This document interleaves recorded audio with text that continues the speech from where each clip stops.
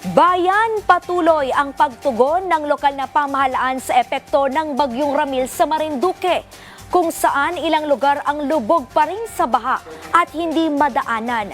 May ulat si John Roel Ramos ng Philippine Information Agency, Mimaropa. Sa gitna ng patuloy na pag-ulan dulot ng Bagyong Ramil, agad na nagsagawa ng clearing operations ang Municipal Disaster Risk Reduction and Management Office, katuwang ang Municipal Environment and Natural Resources Office at Municipal Engineering Office ng Bayan ng Torrijos bandang alas 8 ng umaga. Layunin ng hakbang na ito na agad na maibalik ang kaligtasan at maayos na daloy ng trapiko sa mga apektadong lugar. Sa kasalukuyan, nagpapatuloy pa rin ang clearing operations ng MDRRMO sa mga kalsadang may mga naiwang debris at baha. Samantala, hindi makatawid ang mga residente at pampasaherong sasakyan sa kanto ng Barangay Sawi at Barangay Daypay sa Buwak dahil sa patuloy na pagtaas ng tubig baha. Pinapayuhan ng mga otoridad ang publiko na mag-ingat at iwasang tumawid sa mga binabahang kalsada.